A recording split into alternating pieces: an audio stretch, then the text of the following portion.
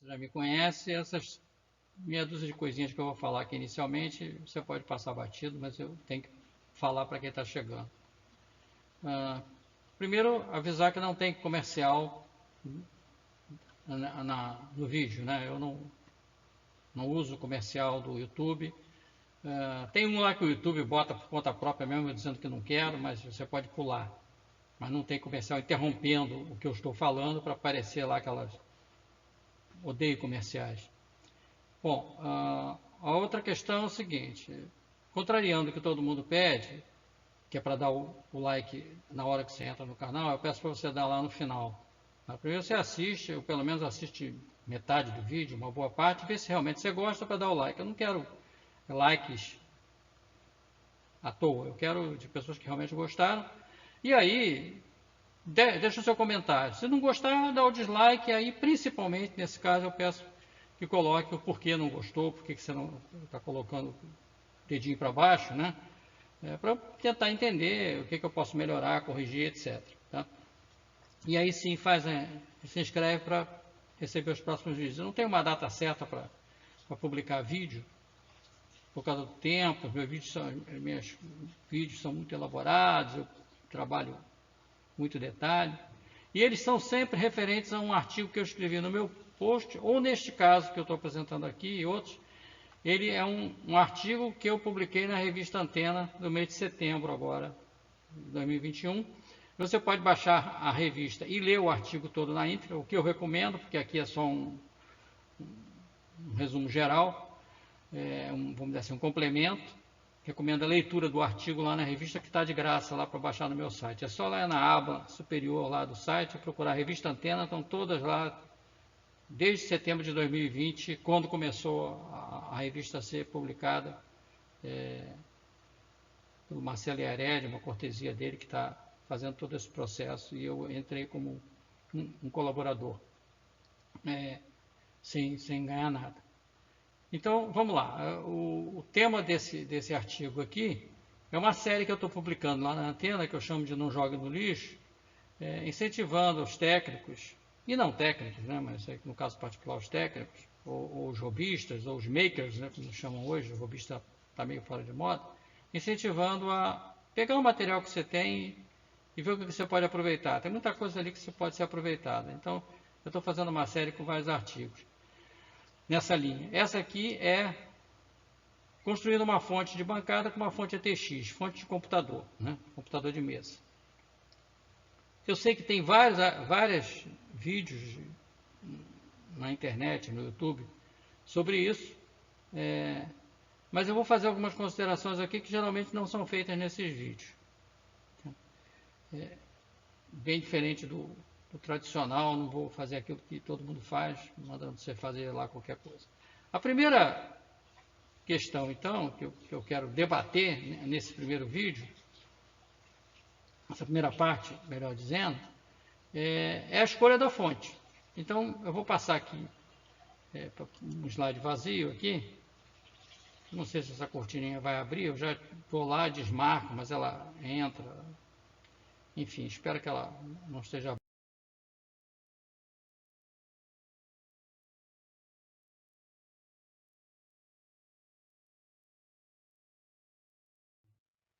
Primeira coisa que eu falo é para você escolher a fonte, né? Que você vai usar para fazer a sua fonte de bancada. Aproveitar uma fonte ATX e transformar numa fonte de bancada. Bom, como é que você vai escolher? O ideal seria você escolher pelas especificações que estão na etiqueta da fonte. Esse é o ideal. Mas o mundo ideal não é o mundo real. Muitas vezes o que está escrito ali, está escrito, o cara escreve qualquer coisa, não tem muito compromisso, e é uma fake fonte, né? Usando a palavra da moda. Então, você dá uma olhada nas características, mas eu principalmente prefiro começar olhando o peso da fonte. Né? Não que necessariamente o peso vá... O cara pode botar um monte de pedra lá dentro, não é o caso. Porque, por exemplo, essa fonte, eu vou pegar aqui duas fontes aqui. Essa fonte aqui, sujeito diz que ela é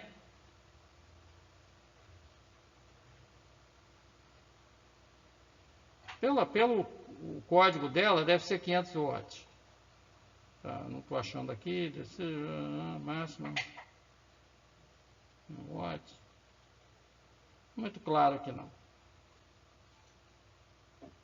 Mas parece que é 500 watts, pelo menos isso que ele diz. Olha essa fonte por dentro.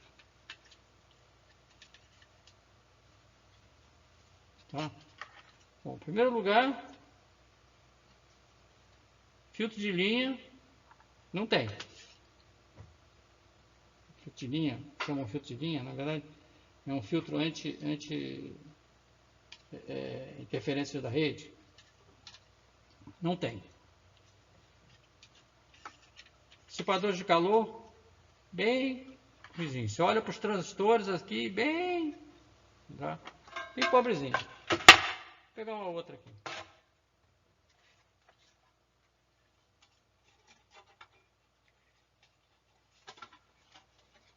Essa daqui o cara diz que é 450 watts. Tá faltando um capacitor aqui que eu tirei. Acho que fica difícil descobrir qual é pior. Tem os locais para colocar o filtro de linha. Mas aí, de acordo com o preço e tal, o cara vai botar ou não vai botar. Tá? Então, essa daqui eu acho que não vale a pena você investir em fazer uma fonte de bancada, para sua bancada com uma porcaria dessa. Tá? Marca Switching Power Supply Fanhung. Tem várias fontes com esse, várias fontes desse, com a mesma marca, com a mesma placa lá dentro, marcas diferentes. Eu escolhi essa uma outra que eu achei aqui. Entendeu? Que é essa Hunt Key, que também não vou dizer que ela é uma maravilha, mas é um pouquinho melhor, pelo menos tem um filtrozinho de linha mais elaborado aqui na entrada, dissipadores são mais pesados, você olha para os transistores um pouquinho maiores, dá uma olhada geral e parece uma fonte mais confiável. Outra coisa, né, o chicote dos fios aqui. Eu já peguei fonte dessa na fundação, quando eu trabalhei na CCR, que pegou fogo. O fio era tão fino que pegou fogo. Porque lá quem comprava, fazia a compra de fonte, não sabia fazer compra, né? Não entendia nada de fonte. Comprava lá, não sei porquê. Olhava lá 500 watts e comprava. Eu nunca participei desse processo aí de compra. Nunca me pediram. Fazer o pessoal de informática, porque você sabe botar programa lá no computador. Bom, essa é a primeira... Escolher a fonte. Escolhida a fonte, você liga, vê se ela está funcionando, dá uma olhada nos capacitores, de repente vai ter que fazer uma revisão, bota mais cargas nela para ver se ela está suportando carga, para não perder tempo de fazer um projeto e tal, e depois, a fonte está ruim. Vamos para a outra questão. Então, isso aqui foi uma geral que eu falei aqui, né? Agora eu vou falar da fonte. Aí na gravação aí, e eu estou tentando refazer aqui, vamos ver como é que vai ficar.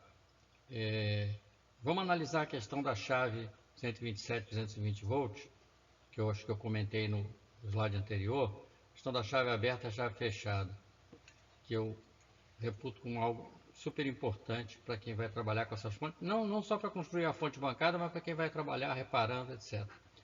Que eu já comentei que essa chave é meio marota.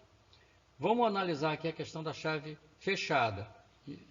Isso aqui está explicado lá no artigo lá que eu publiquei na revista, mas eu vou dar um repasso aqui que sempre é bom.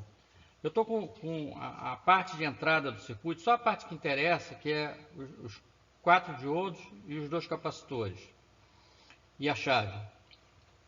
E eu vou mostrar nessa parte aqui agora que na função 127 volts, que a chave está fechada, eu vou pegar aqui a caneta vermelha aqui, se eu conseguir, e vou fechar a chave aqui, ó. A chave está fechada aqui e aqui também está fechada. Eu vou dividir em dois momentos.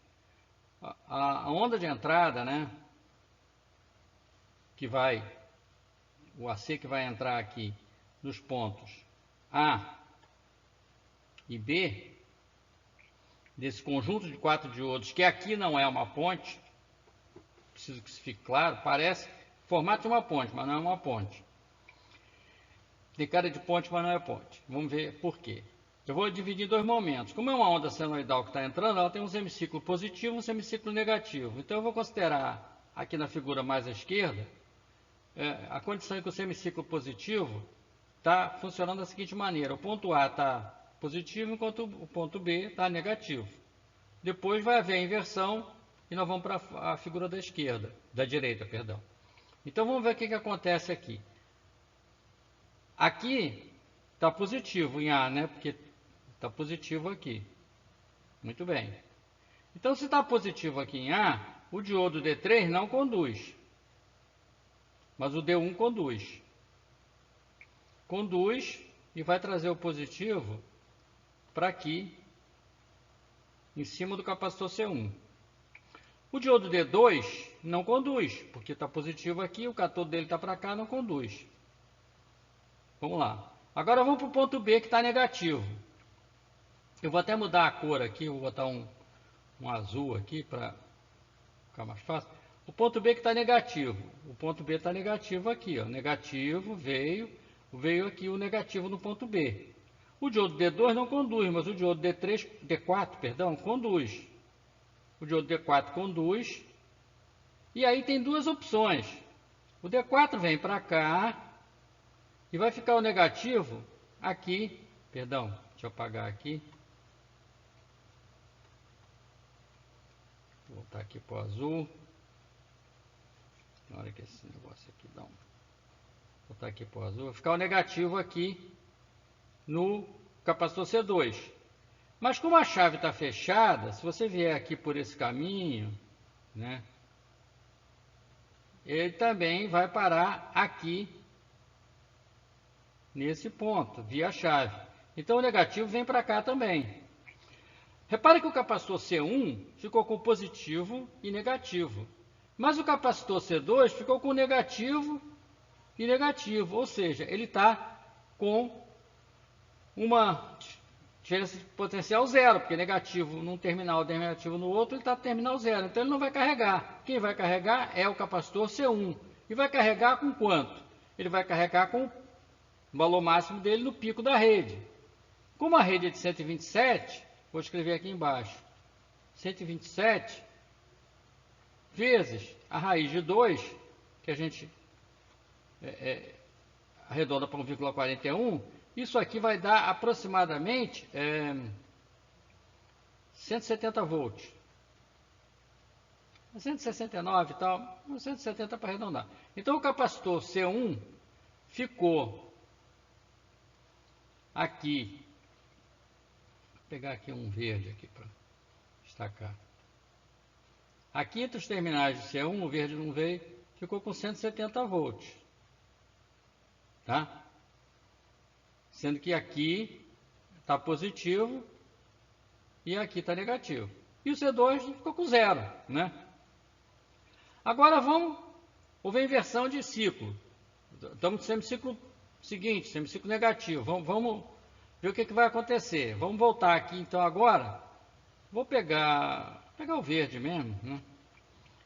Aqui está negativo. O A está negativo e o B agora está positivo. Se o A está negativo, o D1 não conduz, mas o D3 conduz.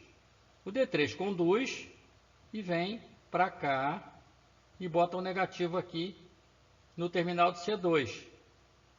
Tá? O terminal de C2 fica negativo. Bom, o D3 conduziu, o D1 não conduziu.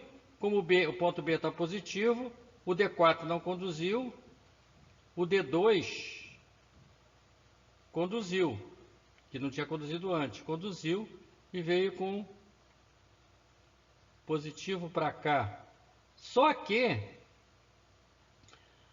repara o seguinte, o ponto B também está ligado na chave. Então, agora eu estou com positivo aqui, vindo pela chave. Então eu estou com o positivo no terminal superior de C2 e o negativo no terminal inferior de C2. E o positivo nos dois terminais de C1. Então agora acontece a situação similar que aconteceu antes, só que agora quem é que está com tensão zero? Tensão zero está com C1. E quem é que está com tensão máxima? De 170 volts aproximadamente. O C2. Resumo da ópera. Quando termina tudo, eu tenho positivo aqui, negativo aqui, com a tensão 170 volts do C1 e 170 volts do C2 somadas. Então eu tenho entre os terminais aqui, que vai alimentar os transistores, enfim, o resto da fonte, eu estou com aproximadamente 340 volts. Ou seja, esse circuito funcionou como um dobrador de tensão. Percebeu que nesse momento, os 4 diodos não funcionaram como ponte, eles funcionaram 2 a 2. Ué, mas então para que o cara botou uma ponte se não vai funcionar como ponte? Ah, aí é que vem a jogada. Vamos ver agora o que acontece com a chave aberta, que é a condição de 220.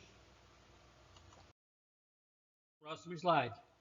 Com a chave aberta, que é 220, eu não tenho, vou pegar o vermelho aqui, eu não tenho essa ligação aqui, ó. Vermelho não veio. Eu não tenho essa ligação aqui, porque a chave está aberta. Então, o ponto B, ele não vai parar aqui no meio dos dois capacitores. O que vai acontecer? Vamos ver a primeira condição, vou pegar o azul. Primeira condição, semiciclo. Peguei o azul. O semiciclo em que está positivo em A e negativo em B.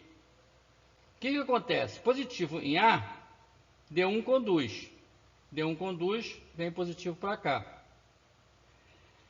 Negativo em B, D4 conduz. D4 conduz, vem negativo para cá. Tá? Bom, esses dois capacitores agora, como não tem a ligação aqui no meio, eles estão em série. Então, a tensão sobre eles vai ser o valor de pico da tensão de entrada, que nesse caso agora é 220 volts. Que multiplicado pela raiz de 2, vai dar, assim, em números redondos, 310 volts aproximadamente. Então, eu tenho 310 volts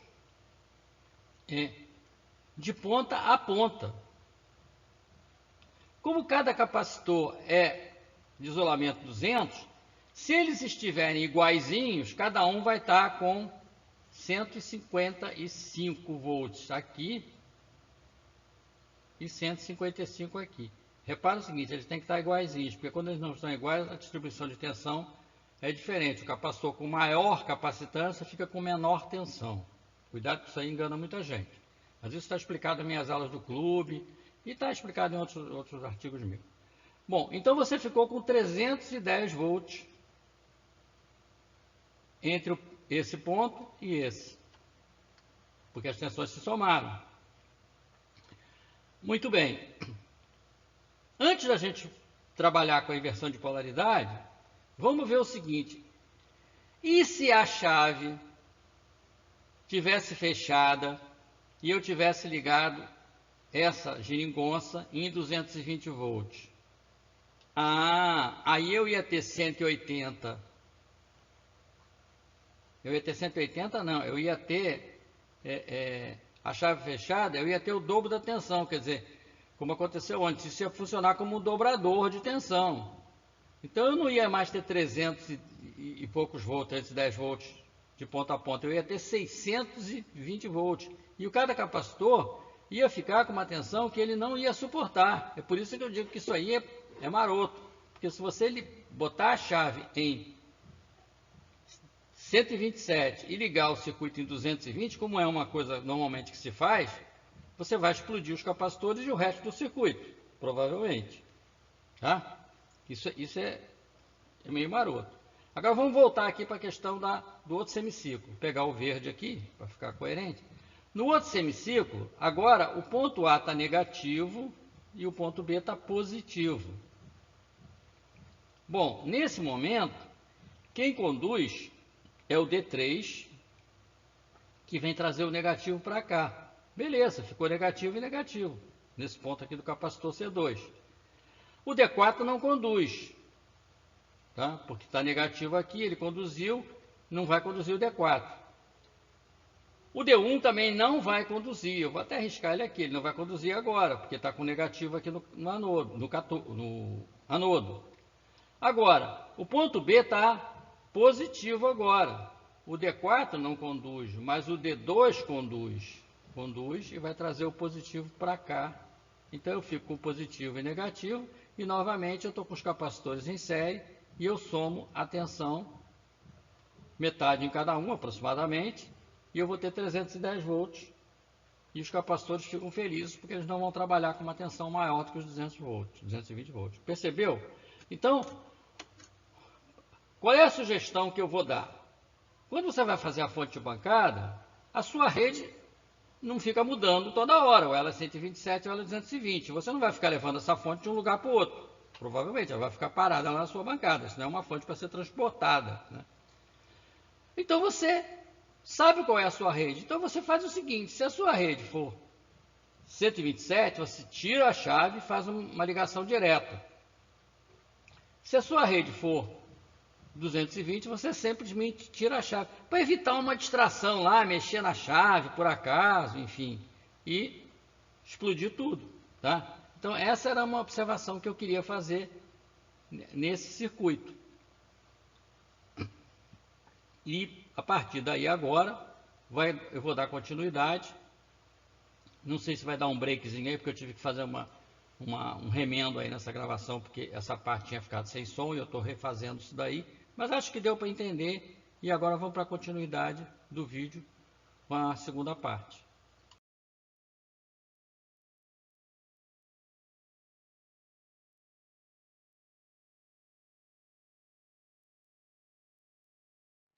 Essas cores são padronizadas. Tem o conector de 20 pinos, que é mais antigo, e de 24, que é o mais novo.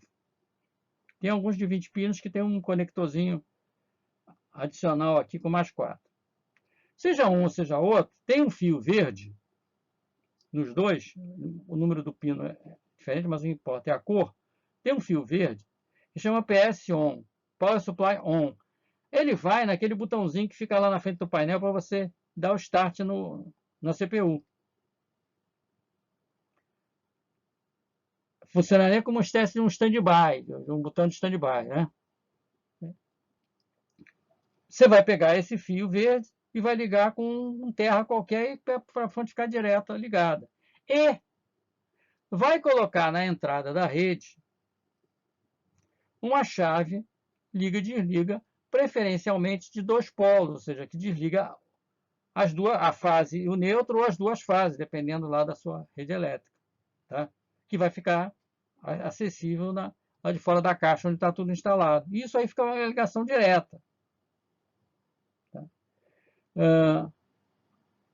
Outra coisa que eu recomendo, use uma tomada de 3 pinos, padrão brasileiro, mesmo que você não vá usar o aterramento, que não tem aterramento decente na sua bancada, na sua casa, na sua oficina. Mas use uma tomada de 3 pinos para quê? Para você garantir que ao ligar a fonte na tomada lá da bancada, você está ligando neutro no neutro e fase na fase. Tá? Não ficar de qualquer maneira. Tem um artigo e um vídeo sobre alguns probleminhas aí com o conector HDMI, que eu sugiro que isso pode ser um dos problemas que o pessoal tem tido com esse conector. Você está fazendo uma fonte profissional. Então, eu sou fã da tomada de 3 pinos, brasileira. Infelizmente, esse negócio, aqui no Brasil é assim, tudo que é para ser bom não dá certo. Né? Os fabricantes abandonaram isso, ninguém fiscaliza. Recentemente mesmo, um amigo comprou uma televisão Samsung caríssima e veio com uma tomada de 2 pinos. Mas não devia ter 3, aí devia, mas tá tudo bem, vamos lá, de qualquer maneira. Tá? Porque as construções às vezes não têm aterramento, enfim, bagunça geral, porque nós estamos na República das Bananas, né? Vale tudo. A tomada de 3 pinos no Brasil, porque em todo mundo a tomada tem 3 pinos, todo mundo tem aterramento. Tá? A tomada brasileira ela passou a ser melhor porque ela tem uma maneira de encaixar ali que evita que uma criança enfie o dedo ali, fica mais difícil. Então ela tem um aspecto, não só o aspecto de você ligar fase na fase e neutro no neutro, ou fase corretamente, tem a questão da segurança física, né? Contra-choque elétrico, etc. Então essas são algumas considerações que eu falo em outros momentos, na minha aula sobre osciloscópio, lá numa preliminarzinha que eu estou dando lá nas aulas do Clube Aprender Eletrônica com o Paulo Britt. Enfim, isso aí é a primeira geral que você vai fazer. Bom, feita essa organização aí, agora você vai escolher as tensões que você vai colocar na fonte. Você vai ter uma tensão de 12 volts, uma tensão de 5 volts, uma tensão de 3,3. Tem também uma tensão de menos 12 e de menos 5, geralmente de baixa corrente, que não vou utilizar. Vou ficar com a de 12, a de 5 e a de 3,3, que são tensões padrão. Mas seria interessante que a fonte tivesse também uma tensão variável, até 50, 60 volts, mesmo que ela não consiga fornecer uma corrente muito alta, mas que você possa ter umas tensões variáveis aí para trabalhar. Tem uma tensão de 9 volts também pode ser.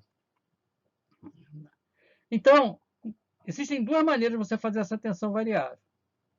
Uma, você fazendo modificações no circuito da fonte, o que é mais complicado. Eu vejo vários vídeos na internet mostrando isso, mas fica muito específico para aquela fonte que o sujeito fez, que normalmente você não tem, não vai achar aquela fonte.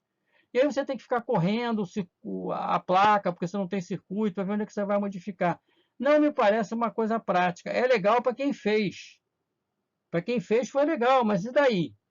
Eu não posso fazer porque eu não tenho aquela fonte que ele fez. Eu vou ter que... Então eu passei para uma outra solução, tá? Que é usar um conversor DC-DC. Bom, então vamos passar aqui o próximo slide.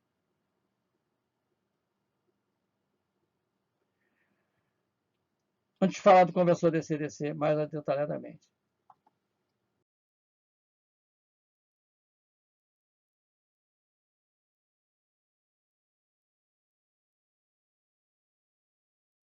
Como isso é uma fonte para você usar na bancada, é conveniente que você tenha um instrumento medindo tensão e corrente para cada tensão, para não ter que ficar usando um multímetro. Aí você já está olhando lá no painel. Esses instrumentos do tipo desse aqui, como esse que eu estou mostrando aqui, hoje eles se tornaram muito baratos. Você compra no AliExpress, é mais barato comprar no AliExpress. Está chegando rápido agora, em 20, 30 dias no máximo, está chegando. Você compra logo 4, 5 de uma vez. Os mais comuns são para 10 amperes. Tem para 50 amperes, mas aí ele vem com um shunt separado, que é um troço desse aqui. Não vamos botar uma fonte para 50 amperes, porque uma fonte para 50 amperes não é um... Você vai ter que reforçar os fios, vai ter que reforçar os conectores. 10 amperes tá de bom tamanho para as experiências básicas de bancada, um teste. Não é uma fonte para você fazer grandes projetos. 10 amperes é uma corrente legal. Então essas fontes vêm com o jumpzinho de 10 amperes aqui. O jump não, o shunt. Então eu vou colocar no projeto que eu vou fazer na segunda parte 4 medidores desses. Um para a fonte de 3,3, um para a fonte de 5, um para a fonte de 12 e um para a fonte variável. Tá? E a fonte variável eu vou fazer com um conversor DC-DC, que tem inclusive possibilidade de você ajustar a corrente. Estou pensando ainda como é que eu vou resolver esse problema, porque ele aqui usa um switch de multivoltas, que é o W103 e o W502, e isso está lá na placa, como é que você vai ajustar? Então seria ideal você ter um potenciômetro no painel. O ideal seria ser um potenciômetro multivoltas, para você ter precisão. Eu não sei como é que eu vou resolver isso, ainda estou pensando ainda na solução, porque esses potenciômetros multivoltas são caros. R$30, 40, por aí. E você não encontra com tantas facilidades. Enfim, vou fazer uns testes, ver se com potenciômetro comum fica aceitável. Aqui eu estou dando uma ideia geral de o que você pode fazer. Não vou dar projeto de caixa. Não. Eu estou dando a ideia geral e deixando a liberdade para o técnico ele desenvolver a sua criatividade. E a ideia é fazer com que você tiver. Comprar o mínimo de coisas possíveis. Claro que o medidor você tem que comprar, o conversor você tem que comprar. Algumas coisas você terá que comprar, né? Óbvio. Mas a caixa, você talvez tenha alguma coisa aí perdida pela sua casa, pela sua oficina, que você possa aproveitar. Ou faz uma caixa de madeira. Tá? Podia usar uma caixa patola? Podia, mas eu nem vendo o preço das caixas patola grandona. Eu até por acaso tenho uma aqui que eu ganhei há muitos anos, que talvez eu vá usar porque está aqui. Mas uma caixa dessa está custando em torno de R$ 180. Aí não vale a pena, está com os preços da fonte daqui a pouco. Faz uma caixa de madeira. Usa a sua criatividade, né? Enfim, bordes, né, que você vai precisar. São 3,3, 5, 12 e a tensão variável. Eu vou usar essa, não vou usar as negativas. Então você tem 4 tensões, então você vai precisar de 4 bordes vermelhos e 4 pretos. 2 para cada tensão independente. Embora o ground seja comum para todo mundo, porque essas fontes têm um ground comum para todas as tensões, não tem ground separado, não tem terra separada. Então, aqui é a ideia geral, para você começar a pensar, procurar a fonte nas sucatas, ver se, sei lá, seu amigo tem um computador abandonado, ir nas oficinas de informática da sua região, ver se o cara tem fonte abandonada lá e te vende por R$ 5, R$ 10, sei lá, você dá uma revisão. Às vezes tem bons materiais, às vezes que você pode aproveitar ali, chicote de fio, um monte de coisa. Essa é a ideia que eu quero passar. Não jogue no lixo. Gente, isso cada vez que uma coisa dessa é abandonada por aí, ela vai parar no fundo de um rio. É uma contribuição pequena, né, de formiguinha, mas é o mínimo que a gente pode fazer para tentar não acabar com o nosso planeta que já está bem acabado. Então, essa foi a mensagem que eu queria passar. Agora, se você achou o artigo, o vídeo legal, você dá o ok, bota nos comentários. Se achou que não está legal, bota nos comentários também. Por que você não achou legal, que é para tentar consertar. Se inscreve para receber os próximos vídeos, ficar ser informado quando sair um próximo vídeo. E sempre eles estão vinculados a um artigo meu no site. Quer dizer, na descrição do vídeo eu vou colocar o link lá para você ir lá no site pegar. Se bem que esse vídeo ele está vinculado a um artigo da revista Antena. Então você tem que pegar o artigo dentro da revista, que está de graça lá para baixar na internet. Bom, vou ficando por aqui. Espero ter trazido ideias novas, né? Não só para o robista ou maker, né, como está na moda na era de dizer, também para o técnico de bancada, o técnico de celular, entendeu? Técnico de celular, entre aspas, porque a maioria do técnico de celular não sabe eletrônica, né? Ele mal sabe medir tensão, mais ou menos, né? Como técnico de informática, que deveria saber o que é uma fonte, mas ele sabe formatar HD, né? Poucos sabem, teria que saber eletrônica. O eletricista, hoje em dia, o eletricista tem que saber eletrônica. Eletrônica está em tudo quanto é canto, não tem mais jeito. Então, essa é a mensagem que eu queria passar. E até o próximo vídeo. Se gostou, compartilha com seus amigos da área de eletrônica, enfim, em geral. Tá? Até breve.